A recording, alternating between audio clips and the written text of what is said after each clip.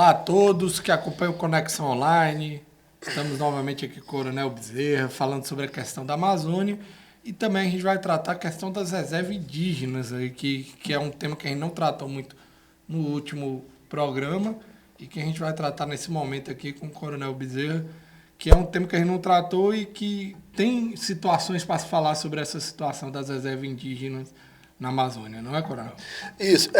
Eu queria ressaltar a importância de acompanharmos alguns dados, né, de reservas indígenas no Brasil, porque esse fato e a existência delas chega até a comprometer a soberania nacional e a integridade territorial. Nós temos hoje no Brasil, salvo engano, cerca de 800 mil índios. Essa pequena população, comparada à população nacional, que somos 200 milhões de habitantes, elas vivem numa área maior do que toda a região sudeste. Então, vamos fazer uma comparação rápida, né? A cidade de São Paulo, no último censo demográfico apresentado, se não me engano, constataram 12 milhões de habitantes na cidade de São Paulo. E 800 mil índios ocupam uma área maior do que toda a região sudeste.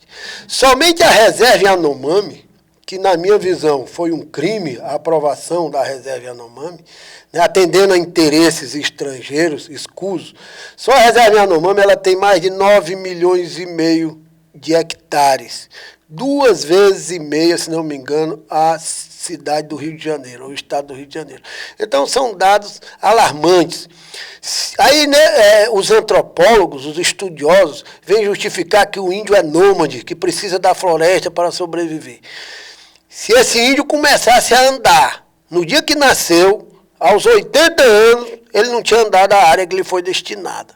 Então, os interesses para a demarcação de reservas indígenas têm contrariado o aspecto da segurança e do interesse nacional. Tá? Ainda com a reserva Yanomami, a ONU ela diz que os elementos básicos de uma nação são território, povo, língua, cultura, né? E são 5, o outro me falha a memória agora. Né? Vamos ver os índios. Os índios já têm território, Sim. né? Tem língua, Tem cultura, né? Tem raça. Estabeleceram uma reserva Yanomami grandiosa, 9 milhões e 500 mil hectares, próximo à fronteira com a Venezuela, que no lado do país vizinho tem uma área contígua de reserva indígena também, Yanomami. Então, para que a ONU declare uma área liberada e uma nova nação indígena, isso aí não custa, não. Então, é sim um atentado à soberania, é sim uma questão preocupante e todos os brasileiros têm que acordar para isso. Né? E a gente não pode mais nem confiar na ONU. Não, a ONU, sem dúvida. Quando surgiu, ela surgiu após um período de guerra, da Segunda Guerra Mundial, e surgiu, inclusive, com participação de brasileiro, de pessoas importantes, surgiu como um órgão importante. Hoje em dia, ele é todo dominado por interesses escusos, ou que não são muito esclarecidos, ou quando aparece que quer atingir a soberania dos estados ou dos países, como ocorreu agora, a tal ex-presidente do Chile querendo atingir a soberania do Brasil. Então, a ONU não se pode confiar nesse órgão. Não pode. Tem um velho ditado que diz, entre os países não existe amizade, existem interesses. Né? E os interesses da ONU não é um país, é um organismo multilateral, mas os interesses da ONU são muito, muito duvidosos. Tá? E isso nos leva a ter uma precaução maior com a nossa soberania e integridade territorial. Outra questão, o município de Normandia, se não me engano, lá já perto da fronteira de Roraima com a Venezuela, um município secular. Os proprietários rurais, arrozeiros, produziam uma área extremamente produtiva. Eu estive lá, se não me engano era a rodovia 364, que sai de Caracaraí para BV8. Do lado direito da rodovia, fazendas altamente produtivas de arroz. Do lado esquerdo, reserva indígena, ociosidade, preguiça, pobreza. Então, o mesmo terreno, cortado por uma estrada. Um altamente produtivo e o outro ocioso. numa faixa próxima à fronteira.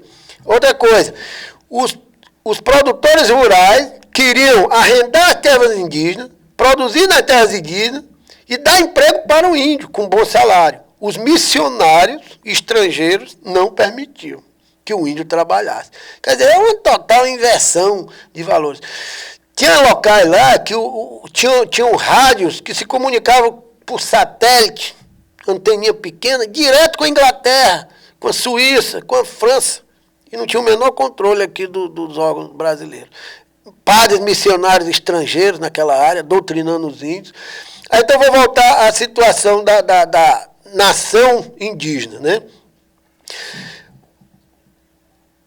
Rasgaram todas as seguranças jurídicas dos proprietários, que acabaram com o município de Normandia, sim, evacuaram a região, mandaram todo mundo embora e transformaram aquela área toda como uma reserva indígena.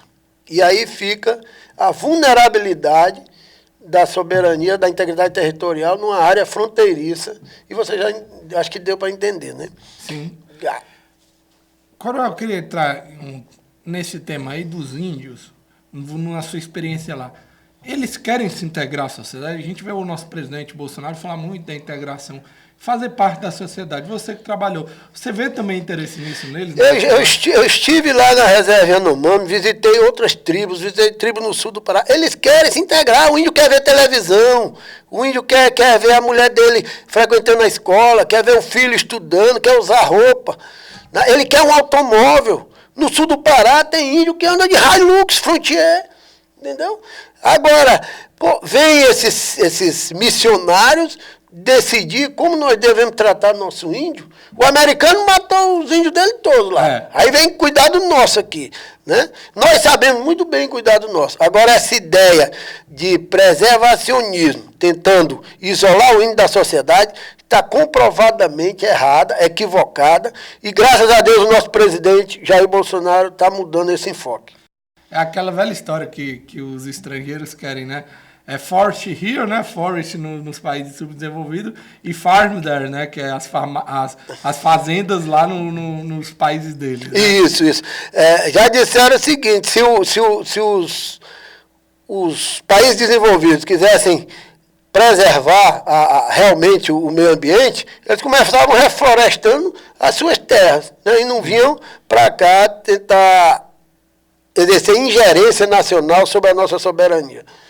Você, para finalizar esse tema, você vê alguma chance da soberania brasileira ser atacada já em um período curto de tempo? Ou você acha que a reação que o governo brasileiro teve, e também com o apoio dos Estados Unidos e de outros países, também a própria Inglaterra, podem atrapalhar essa ideia de invadir uma soberania nacional? Essa intenção, né, de intervir na soberania nacional não é nova, né? De Sim. tempos em tempos a gente vem escutando isso. Vários líderes ingleses, americanos, e tudo já disseram, a Amazônia não é brasileira, Sim. a Amazônia é patrimônio mundial e tudo mais. Então ela já deixou de ser velada e é bem transparente. Agora, eu acredito que eles não têm ainda a ousadia, né, de vir intervir, invadir a nossa Amazônia.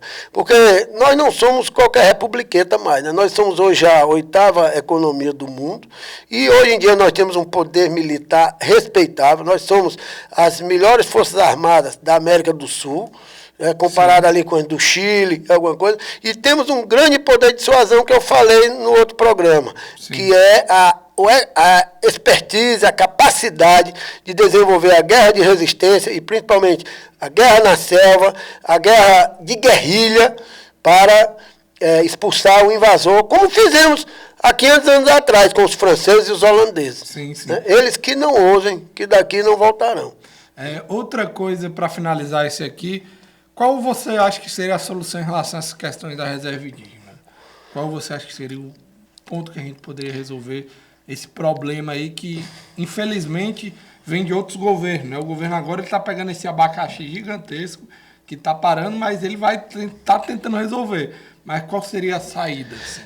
Primeiro, a FUNAI e a FUNASA nunca serviram ao interesse indígena. Elas serviram ao interesse de alguns grupos oportunistas que se locupletaram ao longo dos tempos, né, dos recursos e tudo mais. Então, primeiro, reformular a FUNAI, reformular a FUNASA, fazer um cadastramento real, podendo usar as Forças Armadas para isso, que nós temos capilaridade em todo o território nacional. Então, fazer um cadastramento nacional, identificar a presença de estrangeiros, expulsar vários estrangeiros e missionários que estão atentando contra os interesses nacionais. Não tem que ser benevolente, não. Expulsa mesmo. Expulsa mesmo. Tem muita gente ilegal também. Então, é o controle do estrangeiro, o controle do missionário, vamos dizer assim, um censo demográfico nas diversas tribos, nas diversas etnias. E, a partir daí, redirecionando as ações da FUNAI com pessoas confiáveis, acabar com esses antropologistas fajutos, todos doutrinados ideologicamente. Verdade. Então, trazer gente confiável e mudar a filosofia da inclusão desse pessoal que são brasileiros. O índio é brasileiro como nós, que são brasileiros e que devem ser integrados à nossa sociedade. Mais alguma coisa, Coronel? Não, meu amigo, só a satisfação de estar aqui com você numa sexta-feira. Muito obrigado. Obrigado, Coronel. Obrigado a todos que nos acompanharam aqui no Conexão Online. Mais um programa. Se inscrevam no canal, ativem o sininho, curtam aqui os vídeos, vejam nossos outros programas e até a próxima, no próximo Conexão.